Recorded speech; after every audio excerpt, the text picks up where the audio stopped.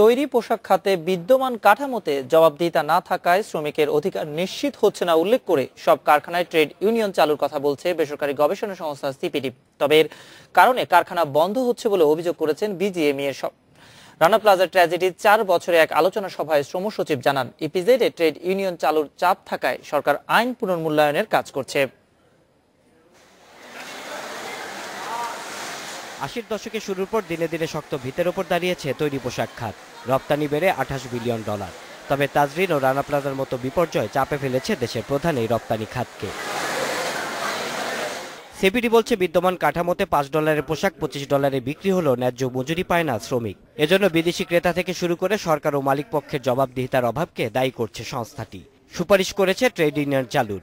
তোমার বুড়ো হয়ে যাব, তোমার উন্নতি হবে না। Until such time as the workers acting through unions can collectively come together.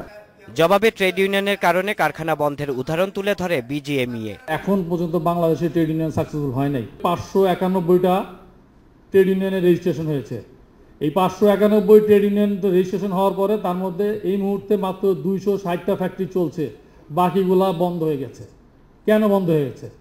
এদিকে অন্য কারখানার মতো ইপিজেড এলাকায় ট্রেড ইউনিয়ন চালুর চাপ আছে ইউরোপীয় ইউনিয়নের। আবার চালু না করার শর্তে বিনিয়োগ করেছে বিদেশিরা। এই উভয় সংকট মোকাবেলায় ইপিজেড আইনের পুনর্মূল্যায়ন করছে সরকার।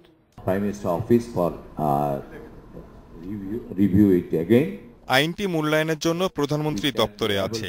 আমরা আশা করছি এর ইতিবাচক পরিবর্তনের মাধ্যমে ইউরোপীয় ইউনিয়নকে ইপিজেডে ট্রেড ইউনিয়ন বিষয়ে আমাদের অবস্থান পরিষ্কার করতে পারব।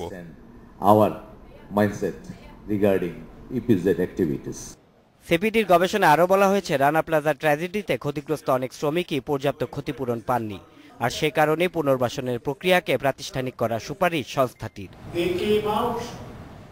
Shaon Hasnat, independent news, Dhaka.